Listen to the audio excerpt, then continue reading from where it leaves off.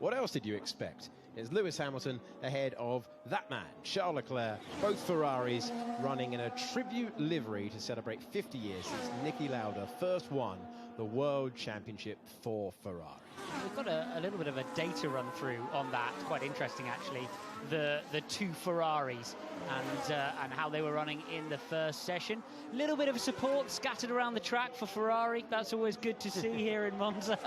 It's quite incredible, isn't it? The second religion of Italy going full steam here.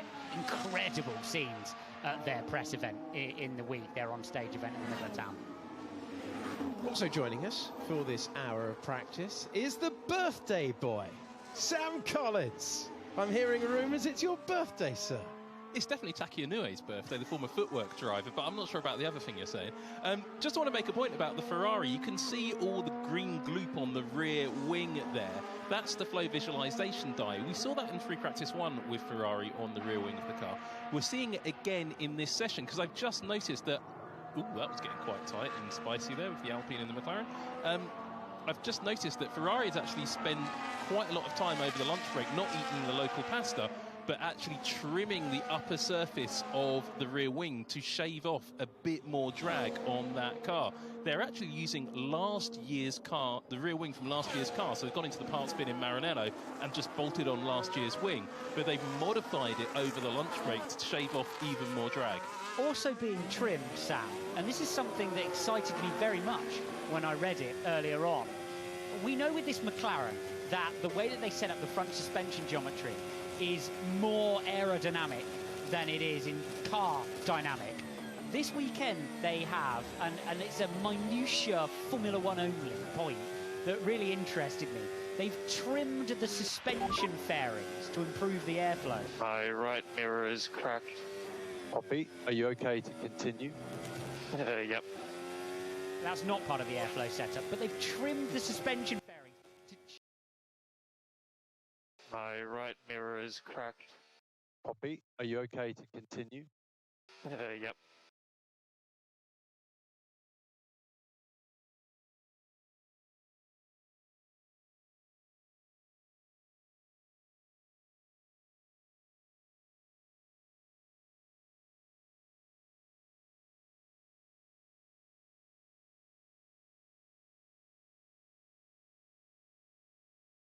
Now, if you turn your hand through 90 degrees and make it a smaller profile to the wind, you might find that your hand flutters up and down, but you can feel that it's pushing your hand back even less, and that is what we're talking about. McLaren's got too much drag on the car. So my engineering mind went, if they're carrying less downforce at the front, can they get away with less suspension load and therefore smaller suspension fairings? Or is that reading too much into it? Alex, it could be that situation. It's not reading too much into it, but there are extremes on this. The structural bits of the suspension, because look how tiny it is where it joins that left front wheel. That bit hasn't changed. The structural bits are actually the same. The bits we're talking about are the carbon fibre shrouds around the suspension. And that's where McLaren's just trying to shave every single little bit of drag off that car to try to build that top speed up as high as you can. 335, 6, 7 kph. Just got 338. You're going to see cars much quicker than that, approaching 365, 370 kph during the race. Happy birthday, Sam. Thank you for that deep dive. That was for your birthday. That was what it was for. That was 53 minutes to go. You're looking at Oscar Piastri getting his weekend up and running. Oh, you lend your car to a mate, and it comes back with a cracked mirror. Alex Dunn doing a brilliant job. I was very, very impressed. The reason I brought up Formula 2 about 10 minutes ago, Alex, I was very impressed with the way that he jumped back in and was still competitive, because we saw with Isaac Hadjar last year, not easy to do that. It still took him a run at the beginning of Formula 2 qualifying. I'm not going to give you the results of Formula 2 qualifying. I know that our viewers don't watch these sessions all in the same order. I've learned that one the hard way. So... But Alex Dunn took a run at the beginning to get back used to it. But I mirror your thoughts, Jake C, that it is super, super hard to do. The driver who always jumps into my mind is Roy Nissany, who used to moonlight at Williams a little bit and then would have some difficulty jumping back in. Yeah, over the line goes Piastri's fastest of anyone so far. George Russell is currently in second position. Hydraulic issue for him earlier on brought his session to a close. This is driver cam, the visor cam, with Lewis Hamilton. Brilliant view of his altered livery as the circuit where he was excellent earlier on. He goes over the line. He's got the 8th fastest time at the moment, looking for the sort of return to form that he's had 5 times here. Yeah, I've lost my right mirror, so just updates on the traffic is more important. Yeah, okay. Mirror update required down at McLaren. It's definitely a factor, you know. We heard both of those drivers in McLaren earlier on saying how much buffeting they were getting through the helmet at the higher speeds here in Monza. This is so often the fastest. Yeah, I've lost my right mirror, so just updates on the traffic is more important. Yeah, okay.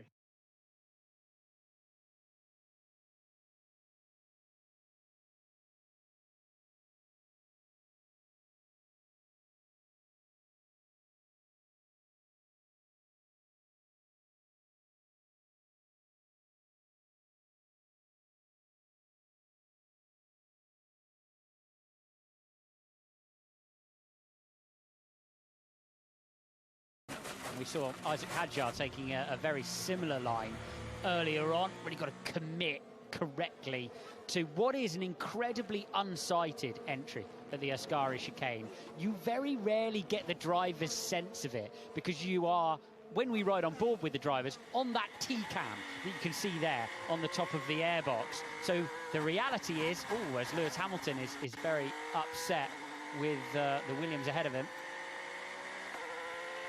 Yeah, just a replay of that. And we've got, who spun round there to bring out the yellow flags? Is that Kimi Antonelli in the gravel? It is Kimi Antonelli off the road.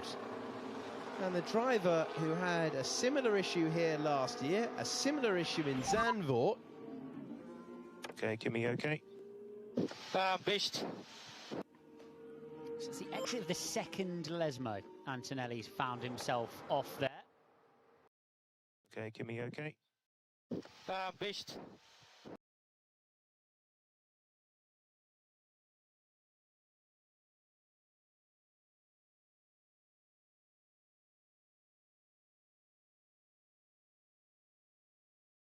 Any other Grand Prix since the one where he stood on the podium in Canada. Let's ride visor cam into the second Lesmo. It's just taken too much speed in, lost the rear on entry, and then once you're wide, there's no way you're going to get it back to the apex there. Off into the gravel. A bizarre one for Antonelli, just attacking too much, too early in the session. Hard compound tyre as well. Sorry about that. Okay, mate. Well, poor Kimi's session comes to a close and 50 minutes left on the board. This is the session, if you're one of our newer viewers, where we'll see both qualifying simulation and long run. Sorry about that. Okay, mate.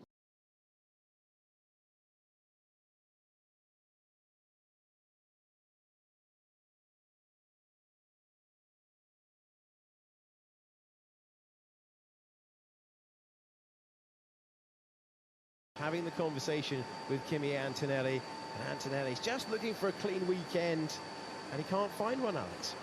Coming off the back of what was, I think, a difficult Grand Prix for him in Zandvoort. Yeah, okay, maybe more competitive in terms of pace, but the eventual move on Charles Leclerc was, deserved everything it got in terms of commentary about that move, and this won't be helping whatsoever. At least it's still in practice, getting an idea of the limits of the car. But I totally agree with you. What he really needed here is a clean home Grand Prix, and that's a bit of time loss very early as well in FP2 that he's going to rue slightly if he misses out on a bit of data throughout the rest of the weekend.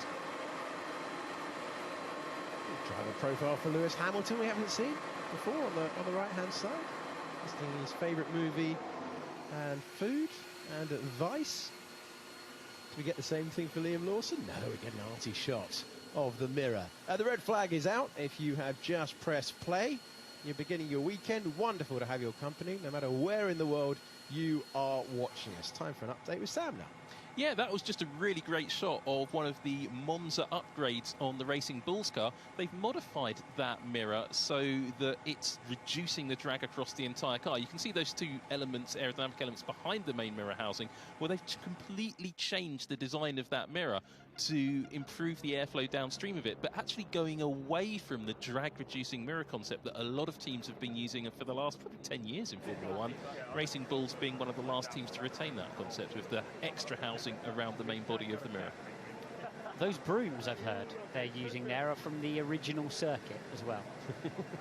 The circuit's much older than people give it credit for. It goes back to So are the brooms. It goes back to the 1920s, and the actual banked circuit that you see now is the second iteration of banking at Monza. The original banking, some of which you can still find out in the woods actually, but it's all very overgrown, is much shallower than the current big banking that you see there that was used up until the 60s, and I think still used in rallying occasionally. It is the 95th running of the Italian Grand Prix this weekend.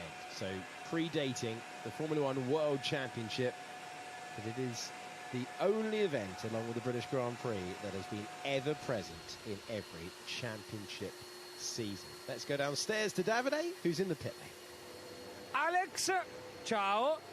I'm in front of the McLaren garage, and they're doing an aerodynamic change because they're changing the front wing with the nose, all the front wing of the car of Norris, and it's particular race condition also because during the beginning of this practice he broke his right mirror, and both of the drivers they complain about the right mirror. One was broke, the other one was cracked. Anyway, big changes because they change completely the nose and some aerodynamics details in the front of the car, probably to check it out if they can improve the maximum speed of McLaren, because it seems that is incredible fast this car, but maybe it's not the quickest on the main straight in terms of maximum speed.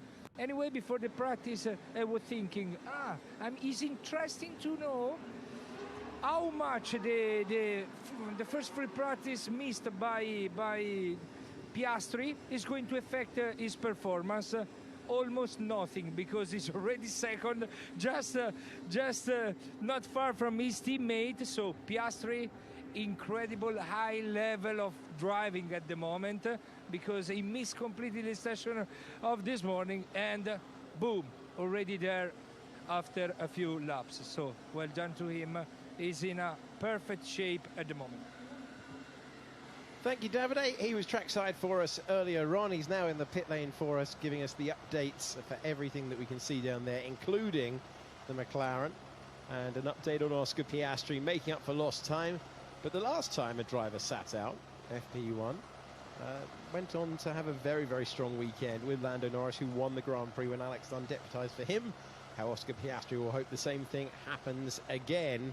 34 points, his lead in the World Championship. Driver who is a champion of Formula 3, champion of Formula 2, champion of Formula Renault as well. Seems more and more inexplicable, Alex, that he was forced to sit out for a year. Yeah, it really does. It's was a bizarre confluence of contractual movements, wasn't it, that saw Oscar Piastri in a Formula One car, but he's rather taken off since that came to pass. I think what's so impressive about Piastri, and it's what we've seen from him, we've seen from him within a season in his junior series exploits, but it's happened over a couple of years in Formula One. Just the rate of learning, the rate of progress, and the continuous progress as well. There's been no snakes and ladders stuff, has there? Just continuing to improve and improve.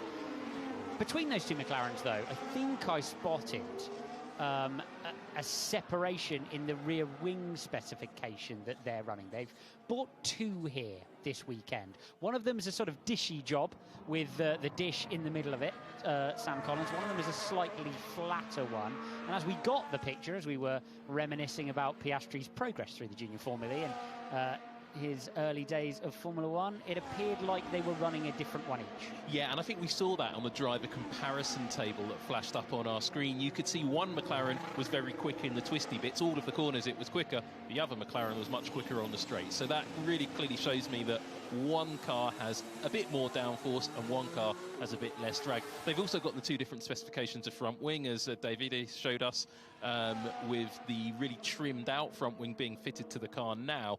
But Juan Pablo showed us in the first session that they've got the two options of front wing, two options of rear wing. McLaren just doing anything they can to try to keep that pace at the top of the table. But if you look at that Lando Norris's fastest lap, it's really nowhere compared to the laps we saw in free practice one, and we're going to see much quicker laps later in this session. I do think McLaren are struggling slightly around this circuit. Earlier on, just to give you a running order of classification, if you weren't with us for FP1, it was Hamilton, Leclerc, Sainz, Verstappen, Antonelli, and then Norris down in 6th position. The top 10 was rounded out by Alex Albon, George Russell, who stopped with a hydraulic issue at the end of the session, Fernando Alonso, and our most recent podium finisher, Isaac Hadjar. Someone has, after the resumption, all that effort to sweep the track and then instantly gravel tipped onto it. It's what we love about this place, though.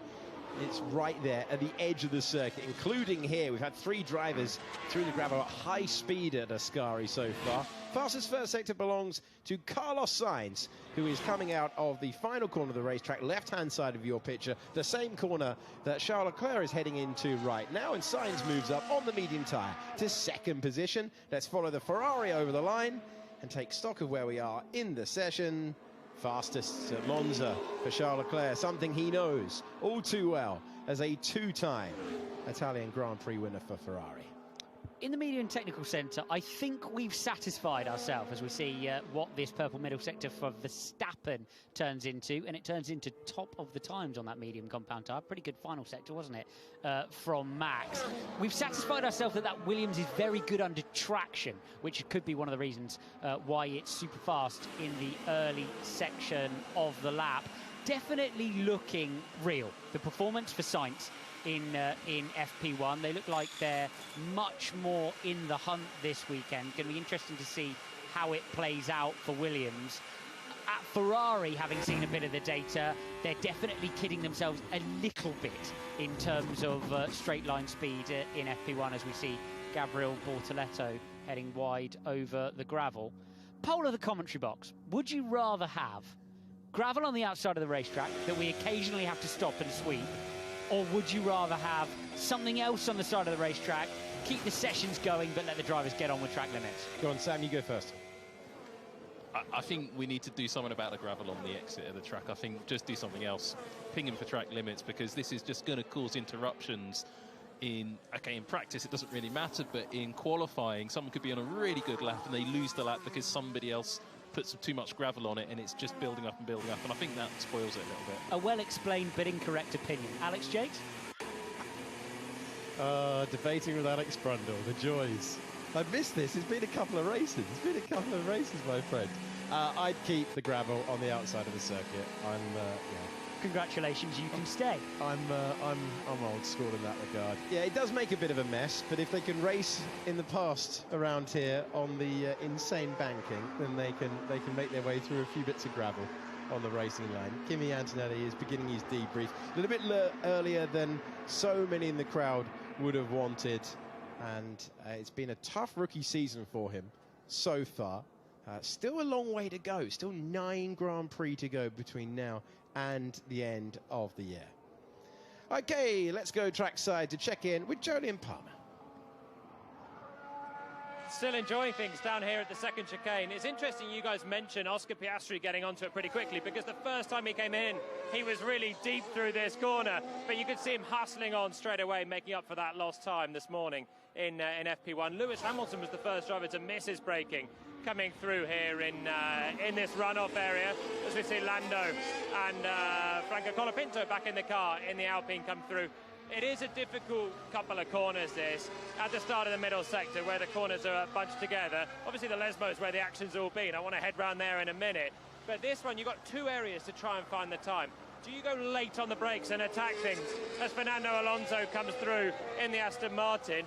that was a little bit more measured. So rather than trying to push the limit of the brakes, which is what I've seen Charles Leclerc do a little bit more, risking running deep in between in this mid-corner section, you rotate the car, as both Aston Martins are doing there, actually rotating it through the first apex, but then keeping the gas on between the two. You're in third gear, possibly looking at short shifting to fourth gear on the exit of this corner. And if you can just keep your foot in between those apexes, you gain that minimum speed, and you can get on the gas nicely on the exit. Big lock up. Lewis Hamilton is going straight through the runoff area once again here, attacking the braking as we see George Russell come through just behind him, flouting the curb. I've seen Lewis be very aggressive, so that's twice he's missed the braking here, and once through the runoff area that time as well. Oscar Piastri, big snap on the apex curb as well. This is proving to be quite the spot to watch from as well. So Lewis, too late on the brakes, locking the front. Oscar on that lap there, getting the rotation in that first part. He's been much smoother through the transition as we watch Lando banging the curb on the second part of the corner as well. So drivers getting right up to it, but if you hit it, you unsettle the car, you start losing time, and that's what's just happened to both the McLarens. Carlos Sainz, nicely done from him, who's having a pretty good day. But back to you guys, this has been a lot of action. He's nearly into race commentary mode. Alex Albon was nearly into the wall. Big off. Just check the floor. Yeah, copy, will do.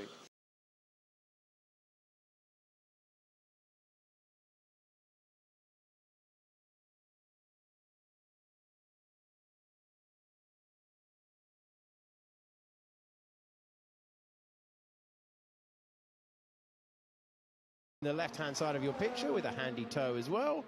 The Red Bull is over the line on an outlap, and so we go full frame with Sainz. Out-qualified Alexander Albon at the last Grand Prix and goes fastest of anyone so far. Sainz, Verstappen, Leclerc, Norris, Piastri, Hamilton, Russell, Alonso, Antonelli, who has spun out of the session, and Oliver Behrman, fresh off the back of his best ever result in Formula One with P6 at the last Grand Prix, completes the top 10. As we see that stat at the bottom that really speaks to the almost over-performance at the start of the campaign. They exceeded their own expectations. Williams scored 80 points this season compared to 84 in the previous 7.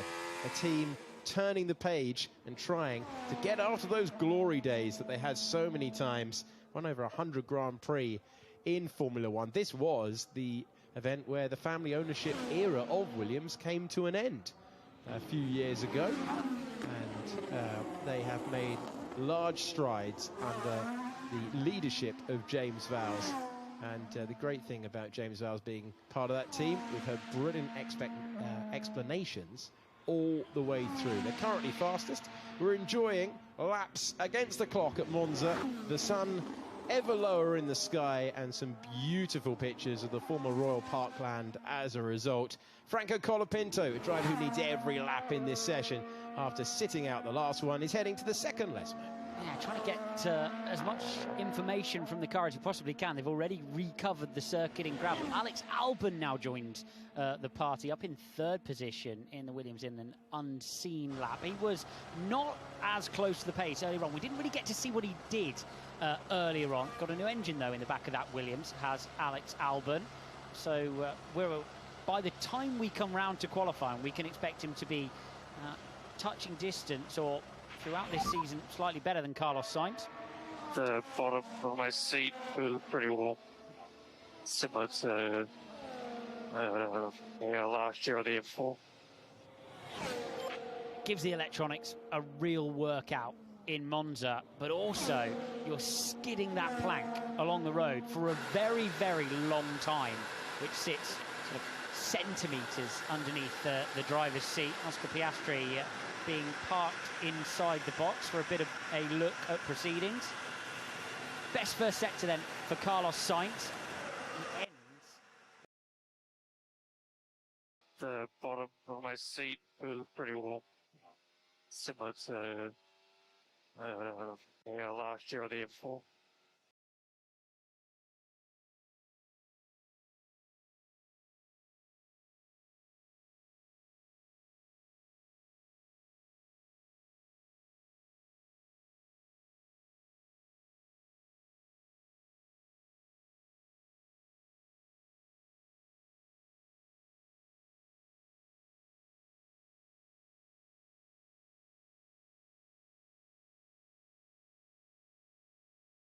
super difficult to drive at the moment. Let's watch him go through Curva Grande and see what goes on here.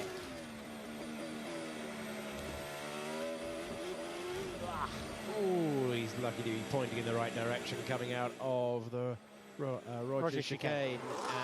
And Jolyon Palmer picked, was it Norris doing that up last, even when he was stood at the side of the racetrack there? That McLaren really nasty over the curves. Okay, yeah, he's taken way too much there, but looking difficult to drive for both drivers out there at the moment.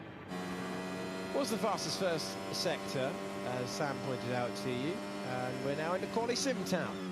Carlos Sainz is out there, current fastest driver on the soft tyres. He was struggling to find a big leap forward on the soft tyre. Said the Parabolica corner that we're heading to at the moment with Pierre Gasly and the first Lesmo was the real issue for him on the soft tyre. Pierre Gasly, what a story 5 years ago at this point. A wonderful French commentary when he came out of that final corner and accelerated to the line. And he found himself with the 12th fastest time. Alpine have the highest ever tally of a team in 10th position at this stage of a World Championship, but they are a long way off the rest of the teams in the World Championship. Lando Norris using all of the curb and a bit more there, not an improvement through.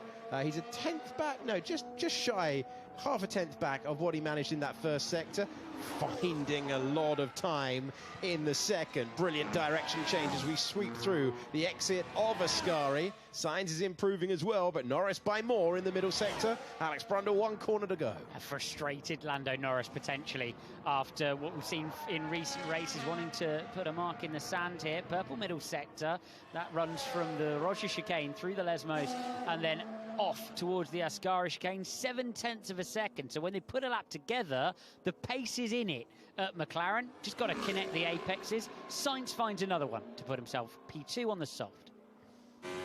4/10 of a second away. We'll go nose cam with Nico Hülkenberg over the line, second fastest. Promising stuff for him at a circuit where he's qualified as high as P3 on the grid in the past. We said Hülkenberg in second set. Sorry, we said at the beginning of the session going searching for toes. Now, this wasn't anything to do with people's feet or whether they've got a heavy right foot or not. This is about getting that hole in the air, punch through, drafting, if you watch IndyCar or NASCAR. And this is actually playing a real factor right now. Traffic and toes are a big factor in these qualifying simulation runs. So some drivers are getting held up by other drivers. Bortoletto is in a bit of trouble with a yellow flag infringement. Here we see the yellow flag, and he overtakes someone clearly. So that was Antonelli in the gravel. We're winding it back. Replay of a few minutes ago now. Antonelli in the gravel and Bortoletto potentially passing under the wave yellow flags. That will be investigated after the session. You're looking down into the Sauber garage at Matteo Binotto in charge of the program that will become Audi at the turn of the year. Brand new regulation set, and importantly for Audi, most importantly for Audi, the power unit as well, heading into 2026. Alex Albon, soft tyres on the Williams, going to second position. Decent effort from Albon. That's more like what we expect from him in comparison to Sainz. See what Oliver Behrman has across the line, 7th, which swiftly becomes 8th as his teammate jumps up to 6th position. Looks like Leclerc's been slightly wide there, Jakesy, out of the second Lesmo. The point I was about to make was that Carlos Sainz's time isn't actually that representative. He's 4/10 off Lando Norris, but he got a load of really bad traffic in the Ascari, including his own teammate Alex Albon. I don't think that Williams were trying to set up that toe, but you will see teams trying to do that later on in this session, and certainly into tomorrow afternoon's qualifying session. So that is going to upset the order a little bit. Those who've got clean runs and those like Hamilton who are going to be able to set a really quick time picking up toes off other cars. He's got a clear run at the moment. Yeah, nice run at the moment. Will we go full on board with Hamilton? We will. Alex Brundle's going to talk you through the final corners of the lap. Heading up towards the Ascari chicane. Looking to the right-hand side for that 100-metre board is what you can see best. And then make sure you take the right amount of speed. You can borrow so much curve now through the middle of that Ascari chicane and off then down towards the Parabolica. Better middle sector, but it's not purple overall for Lewis Hamilton, who has one final corner to go. Was he past 50 metres on the braking point to the Parabolica? I believe he was, and he's going to drive the shortest distance to the line and try to top the times here for Ferrari. 1/10, just under 2/10 away to take the position he took earlier on in FP1. Still a creditable effort, though, isn't it, from Lewis Hamilton, Ferrari in the hunt at Monza. We haven't seen a driver take their first podium finish here for Ferrari. Yeah, no prix at all. Like 0. So Hamilton seeking to be the first Ferrari driver to take their maiden podium finish for the team since... Yeah, no prix at all. Like 0.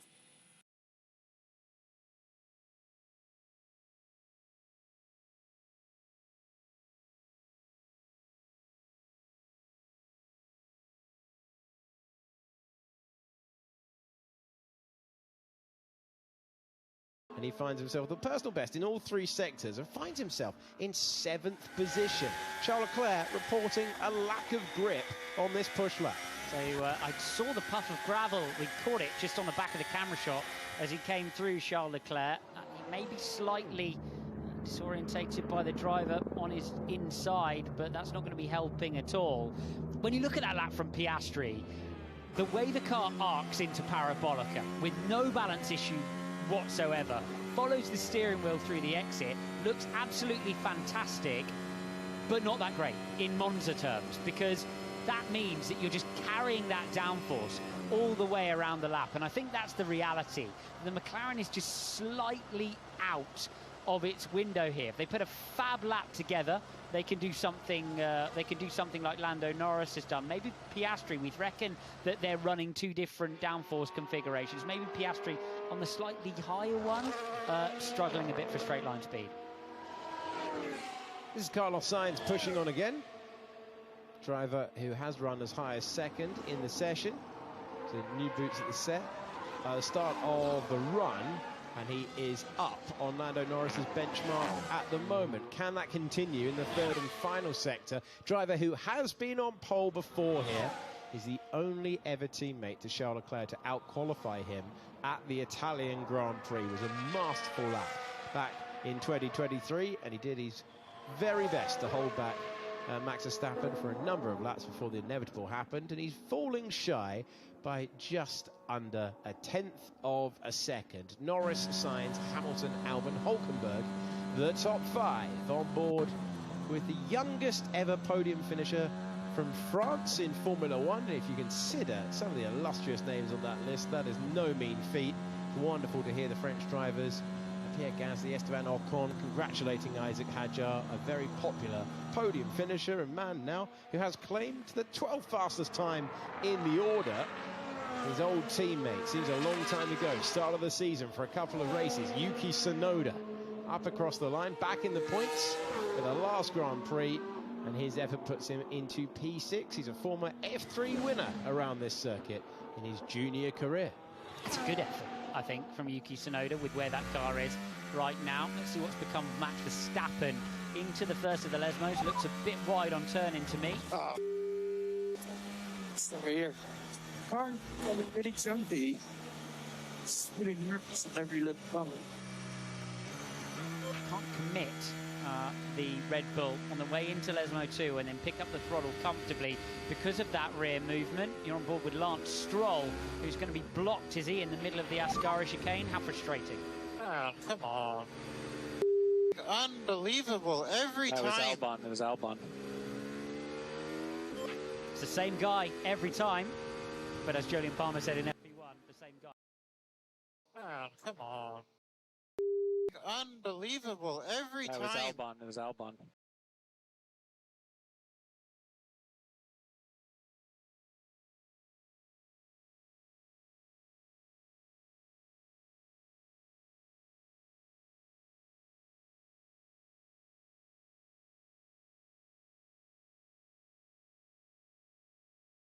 Complete his lap to the fullest of his capabilities. Behrman's gone ahead of his teammate Esteban Ocon. That was, let's give you the tyre information. He's done 5 laps on that set all the way through, no gap in between, so just staying out there. And you can see Gabriel Bortoleto, you see the gravel rash on the underside of the floor. And now Alex Albon is reporting check the floor. Bortoletto saying that earlier on after going wide at the Lesmos corners. And 1 to go. With the resurfacing of last year came a more aggressive curbing solution around the whole circuit here. The main place is on the exit of the Roger chicane, which tightened that turn 5 apex quite a lot, because you used to be able to lean on what was quite a flat curb on the outside there. Now you have to really turn the steering wheel, slow the car down for the right-hander, and you can see that with drivers having oversteer as they try to avoid that curb. You also used to ride the curb on the exit of turn 2 and use it under traction. You can no longer do that. And you can see drivers really, there have been several breaks for most drivers in the session as they try to manage and maintain the underside of the cars. After a decent lap for Yuki Tsunoda, is he going to get wide in Parabolica? What the f*** is that, bro? Yeah, I'm not sure what he was up to turn 11. How stupid. Yeah, very stupid. Keeps happening. Keeps happening. That's okay, isn't it? What the f*** is that, bro? Yeah, I'm not sure what he was up to turn 11. How stupid. Yeah, very stupid.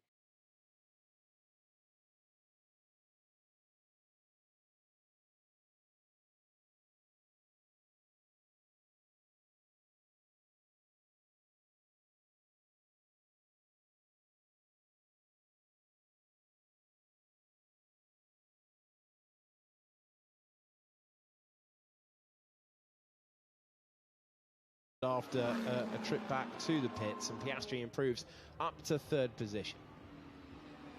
Decent lap. There looks to be a couple of laps in the tyre, doesn't there, which drivers will consider heartening. You're still up at 38 degrees track temperature. That's around 3 degrees lower than we were earlier on. 5:40 local time, so starting to cool down into later afternoon.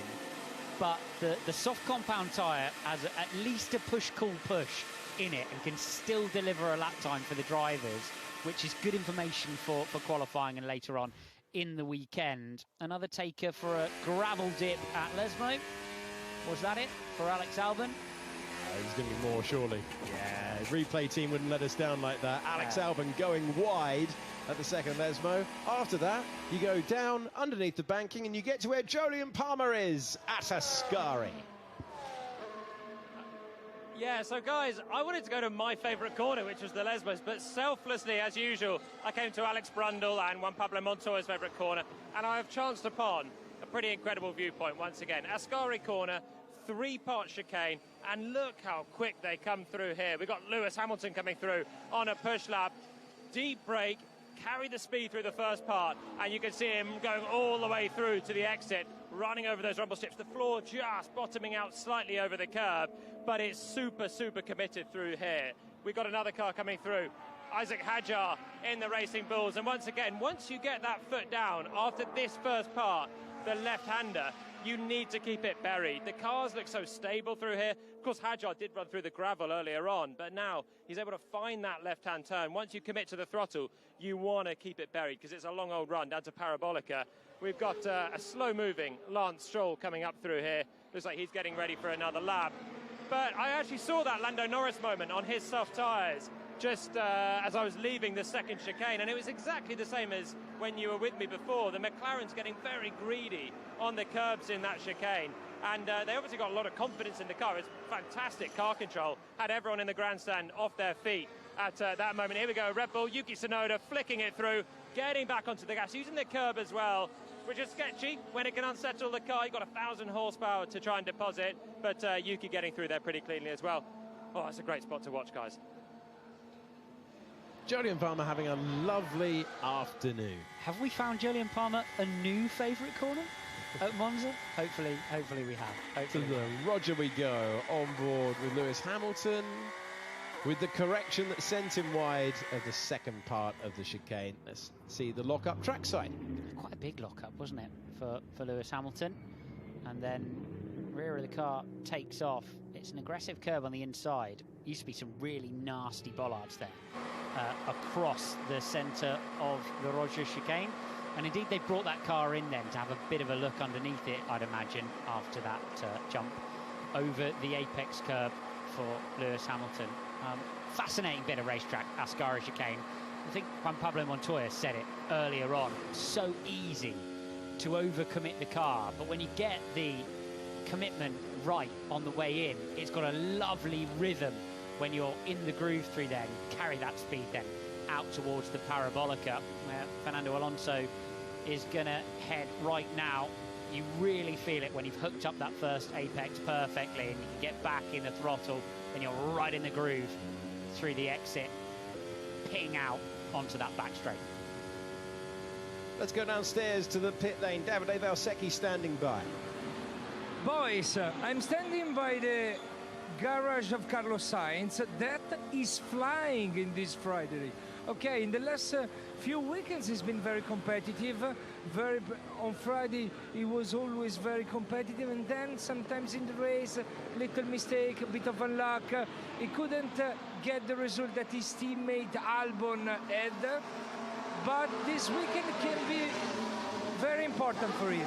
And you know, in the standings, his position is not unbelievable. We need to consider that Albon beside him is always in the points, but they are very quick on the main straight. He's third in the standings at the moment in this free practice, the quickest in the main straight, very competitive in every sector, and can be the weekend of Carlos Sainz here in Monza. He's been on pole in the past, and I think, you know, can be the turning point for his season. His teammate is always delivering. Williams is doing an incredible job. Probably Sainz can shine this weekend. It seems that he started very, very well. He just started now the race simulation. Probably he needed to be prepared for Sunday. Thank you very much, Davide. Davide, whilst we've got you, can you honestly tell us, now that he's not in the commentary box, how is your experience sitting alongside Jolyon Palmer on that hot lap? Because I know a lot of racing drivers, they don't make good passengers. No, the experience was good. The experience was good. To be honest, I was a bit scared at the beginning, but then when I realized that this man is able to drive, I got quiet and I really enjoyed it. And I would like to remember that Jolyon Palmer here in Monza won a race in the past. I think it was in Formula 2, the Sunday race, so credit to him. Well done, Jolyon. Well done. You can tell that Davide is a loyal member of this team, because part of that, he said he was quiet. Not buying it for a second. You can see how they got on pre-race show on Grand Prix Sunday and our build-up to the 16th Grand Prix of the year. When you sit down in the passenger seat, you can think, at least it's a short lap, can't you? And that gives you a sense. Coming back to Sainz, was really interesting to read earlier in the week. Him saying, right, I've turned up to Williams. I've delivered a load of information that I learned at Ferrari. I've passed on, I've supported the team. What I'm going to do now, I'm not sure if you read the similar interview, the same report, but what I'm going to do now is become way more selfish. Now it's Carlos Sainz's time. I'm going to focus on myself and start to focus on my own performance. Whatever the actual physical change is, or whatever he thinks he's going to deliver or withhold or say or not say, or the information he's going to pass on or not pass on, I just thought it was an interesting perspective to take into this weekend, paired with this quite sort of strong early performance. Yeah, he was bemoaning last week that he hadn't made the most of the Williams when it was at its most competitive. But we have seen Sainz get into rich veins of form. Think back to last year, and a reminder for you, as we focus on George Russell making his way out of the second Mesmo corner, that the most recent Ferrari winner, Carlos Sainz, in the Mexico City Grand Prix, where he was in those final races where he knew he was going to have a race-winning car for the moment. I have no idea what could happen in next year's technical regulation reset, but he knew that leaving Ferrari was going to be his last chance for a while to win Grand Prix. The motivation was sky high.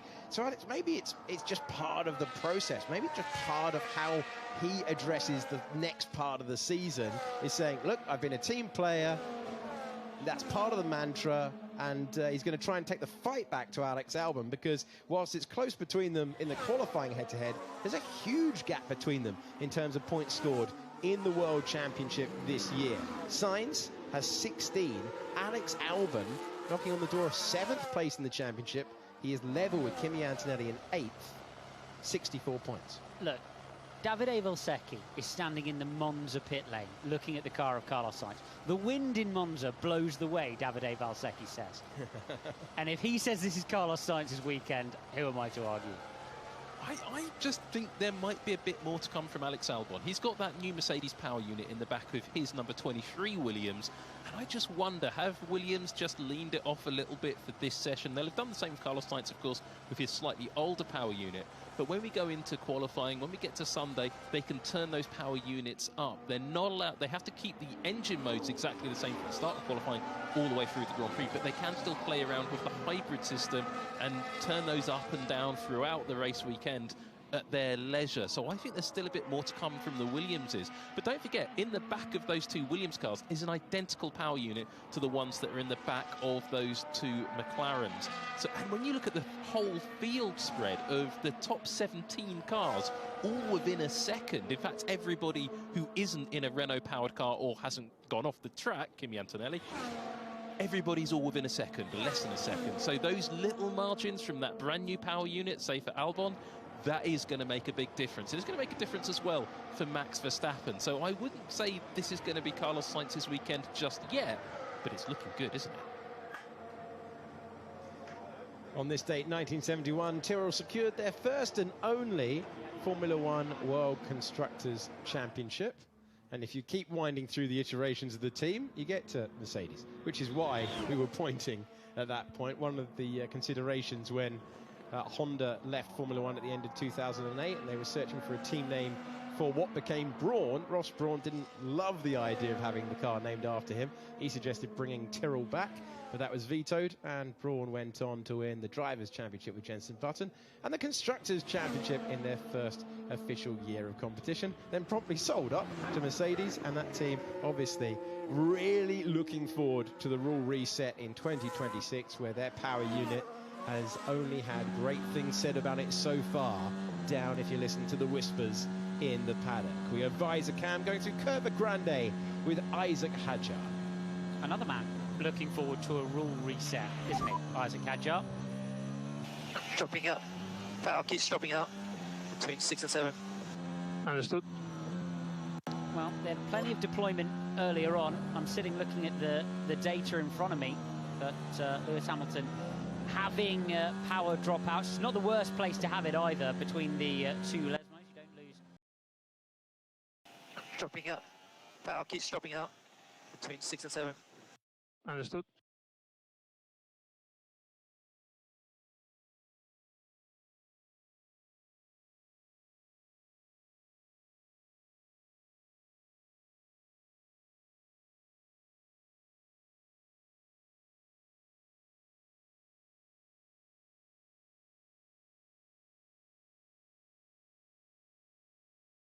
This specification has been impossible for unbelievable drivers of clear motor racing ability. If you consider that we've had Perez, Gasly, Albon, Tsunoda struggling, back to the points of the last Grand Prix. Hopefully he turns the page there, but so many talented drivers just not able to get that second Red Bull to work. But it's such a smart comment, and it's the third way, isn't it, for Hadjar? You know, you talk about a driver who, if he wants to win in Formula One, has to make progress to the main team. You can't just... You're on the Red Bull ladder. You've got to turn up in the main team eventually. And the driver that you're going to take on, if you're, you know, over the next couple of years, is going to be Max Verstappen, unless he decides to take off in a different direction if the car's not competitive under the next rule set. So the third way is, let's give myself the best possible chance here. And the best possible chance is when we all start from scratch, when all of the aero bits are moving around and I've got 50% electrical power being delivered from the power unit, and the driving style is completely different, because I know the man I'm going to have to take on across the garage from me is the absolute master, or one of the absolute masters, of driving this iteration of car. Yeah, fascinating dynamic, a big decision to be made.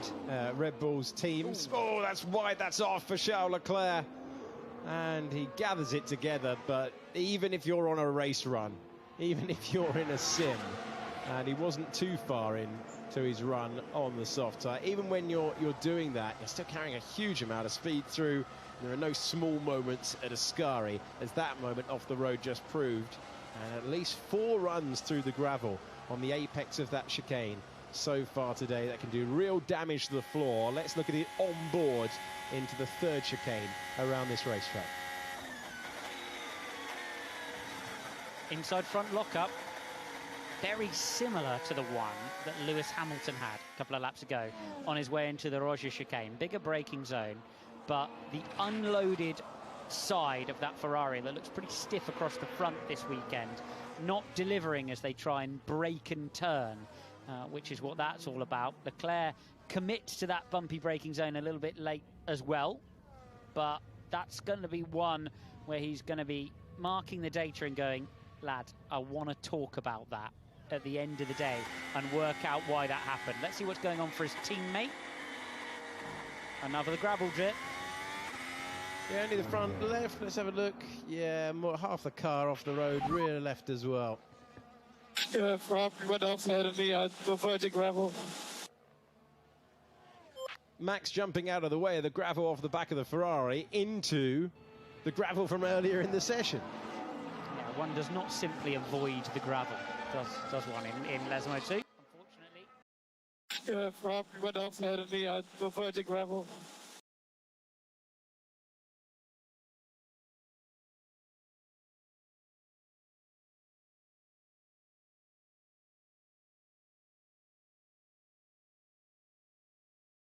Four-second pit lane loss. The bit of the racetrack he cut out is one of the fastest pieces of racetrack in Formula One. So that is the nature of trying to get a free stop. And if you're looking at turn 7, covered in gravel in every free practice, a stoppage in free practice 1 for the gravel that was in the Ascari chicane as well, it could easily be a strategic factor moving into the Grand Prix. It's a great point, especially Ascari. If you look back at the precedent, and we had Rui Marquez in Formula 2 and Formula 3 before he became the Formula 1 race director, he has always halted sessions. For Ascari gravel, you're right though, Alex, the question about whether they would have to neutralise the race because of the amount of gravel currently over the racing line. It's a pertinent question, both the qualifying and the Grand Prix. Flovers all over the front of that McLaren as they try to perfect high speed. As we go to the helicopter shot, Monza just outside of Milan. And they've been racing in these parts since 1922. Recent modifications made to the circuit, some new infrastructure as well, some new tunnels and new grandstands assembled as we go over the line with Max Verstappen, who has 4 minutes of running to go. And on the long run, I can tell you, Lando Norris, he's done 8 laps out there. Charles Leclerc's continuing on, even though he's had that trip through the gravel at Ascari, is the sentence I was attempting. Carlos Sainz, 8 laps on his medium tyres. Lewis Hamilton out there on a hard tyre, so collecting different data out there, but everyone a minimum of 5 laps into their long runs now. Flovis there on Sam's birthday suspension fairings, so excited by that. Interested as well when I'm looking at the top speed data, as I try to in Monza, see who's got speed in the straight line, see who doesn't. It really is a 2-stage process, because you've got the speed at the early stage of a session like this, and then as aptly demonstrated by Max Verstappen, the speed at the late stage of a session. The reason why that is because when they're doing the qualifying simulations, teams will use the DRS in all of the qualifying zones, but to keep the tyre load correct and to keep everything else correct, they will not use the DRS when they're putting the race simulation together, other than where they might have it in a race. So interesting, on these sessions, the speed data has a sort of step in it, where the speed under the DRS is delivered, and then the speed without the DRS is delivered between the race and the qualifying runs. I'm always interested in both. Yeah, understandably so. Latest check the floor. They've just got that on a hotkey, the graphics team at this stage. Check the floor, this time for Carlos Sainz, who He's making his way around once again. Sainz now on his 9th tour on this medium rubber, and you would have seen from the graphic at the bottom right-hand side of your picture that Lando Norris, who was fastest in the qualifying simulation, also looking good on the race runs as well. Man whose chance of victory slipped away at the second chicane on the opening lap after a really bold move from Oscar Piastri 1 year ago. He continues on the medium rubber. A lot of work being done on this medium tyre. Tends to be the hard tyre they lean on most throughout the Grand Prix here. Even the two stoppers, it was a medium hard to try to get through to the end. Magic work last year done by Charles Leclerc to keep the graining away. Came with a very specific driving style, not pushing that front tyre through the apex of the long corners like the one Oscar Piastri is making his way through now, and the Parabolica. You can make a tyre last an incredibly long time around Monza if you're patient. Not hearing, as we heard last year, drivers instantly complaining about the amount of graining that they have, are we, Sam? It's a much reduced issue this year. It is a much reduced issue, but also around this track, you say you can keep a tyre going. I remember sitting in the main grandstand because I wanted to see how loud it was. It's many years ago, watching Sebastian Vettel do the entire Grand Prix in a Red Bull and stop on the last lap for his mandatory tyre change because just didn't want to change off the tyre. And you could see a strategy like that employed this weekend. But if there's any red flags, ask Pierre Gasly, you can win without a tyre change pit stop. And that's how he won the Grand Prix here when he was driving for the junior Red Bull team all those years ago. Yeah, won from 10th on the grid back in 2020, but he did all of his overtaking at the starts. And apart from that, timing of the red flag, as Sam says, absolutely crucial. But yeah, overtaking at the starts and then repelled Carlos Sainz at the finish for his maiden Grand Prix victory in a standout Monza day. Faenza-based team, known by so many different names through the years, now known as Racing Bulls, but they have had great days around here with Sebastian Vettel in 2008 and Pierre Gasly in 2020. 30 seconds to go, Lewis Hamilton staring into the sun, but staring at a much better day, much more promising day for Ferrari, not running the medium tyre, so no direct comparison in terms of long-run pace on the graphic that we saw earlier on. But a reminder for you that Lewis Hamilton does have that 5-place grid drop. He didn't know at the time. He said he found out when he got home. I mean, that's great to return to, isn't it? You shut the front door and you find out you've got a 5-place drop for the next Grand Prix in a couple of days' time. Ferrari... You have one voicemail. Yes, just cruel, isn't it? After a tough day for Ferrari, an uncharacteristic error mid-Grand Prix for Hamilton to have that minor moment and then rip off the front wheel. Dramatic Dutch Grand Prix. Not sure I can ever remember looking at a top 10 and going, the story's absolutely everywhere there. Every finisher in the top 10 had something to be happy with. Esteban Ocon climbing all those places. Is anyone going to talk about me in 10th? Ridiculous Grand Prix. When your teammate's gone from the pit lane to 6th, the stories tend to be on the other side of the garage. Lando Norris bouncing back really strongly after the heartbreak of Zandvoort. He is top of the pile by 0.08 of a second.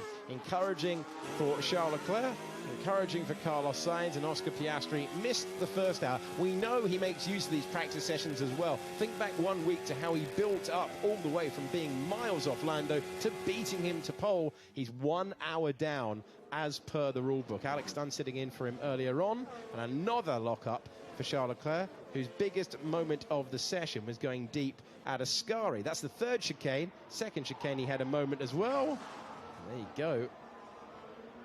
Turn 8, that's the story for the Ferrari. And it has been, well, low grip on the radio and low grip on the trackside cameras, Alex. Yeah, it really has. Leclerc struggling through that phase of the racetrack. We've seen plenty of errors today. It'll improve as the circuit rubbers in and gets a little bit more grip on the road. But it's the nature of 20 racing drivers who have a mighty amount of downforce for the rest of the year and then turn up here in Monza and someone's taking it all away because that's the nature of the circuit, and a small moment, a small lock-up on another day becomes a bit of an adventure in a park in Monza. We just saw a fascinating graphic about Lando Norris in the McLaren, losing 3.5 tenths of a second on the straight alone around this circuit. While he has been the quickest driver in the session overall, 3.5 tenths loss on the straights at Monza means that even if he qualifies on pole, he's going to be a sitting duck in the race to drivers like this, Carlos Sainz, who has much faster straight line speed than the McLaren has. A very, very pertinent point around here.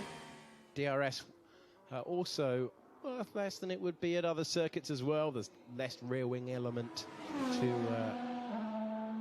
have the benefit of reducing when you get within 1 second of the car in front. So quite simply, you don't have more straight line speed compared to others because you're running less downforce in the first place.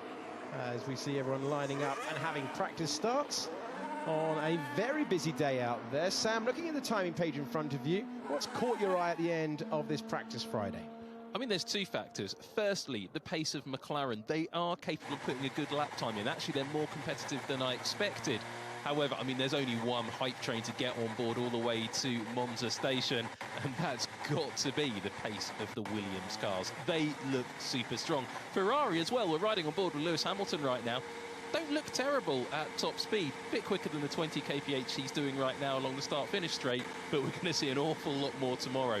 Will Ferrari's difficult-to-drive car be able to be a front runner on Saturday afternoon, and most importantly on Sunday? It certainly looks that way, doesn't it? But will those Williams cars come and spoil the party in Milan?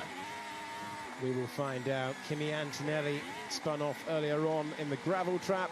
There were multiple trips through the gravel for Charles Leclerc in the Ferrari. Oscar Piastri getting back up to speed, and Max Verstappen complaining of the car's ride around the bumps of Monza.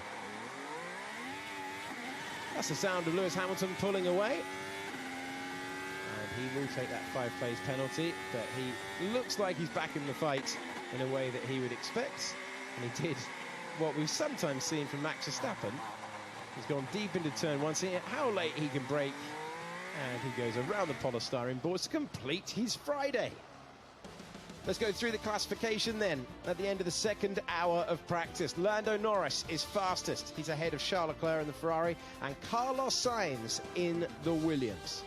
Next is Oscar Piastri, and it's Lewis Hamilton, Max Verstappen and Alex Albon. The top 10 is rounded out by Nico Hülkenberg, Yuki Tsunoda and George Russell. The team able to fix the hydraulic problem between Session 1 and Session 2. He's 4/10 of a second off the pace. To the second page we go, which begins with Isaac Hadjar, and then it's Gabriel Bortoleto ahead of Lance Stroll, then Oliver Behrman and Fernando Alonso. Esteban Ocon is in 16th position, then it's Liam Lawson, Pierre Gasly, Kimi Antonelli, who had that spin into the gravel, and Franco Colapinto's first session of the weekend sees him 1.6 seconds off the pace. Well, my thanks to Sam, to Alex Brundle, to Jolyon Palmer trackside, and Davide Valsecchi down in the pit lane. It was Ferrari in FP1, but Lando Norris has struck back. Let's send it downstairs to Nikki. Lovely stuff. Well, it is good to see McLaren, as predicted, they are back on top as the pace setters for the weekend.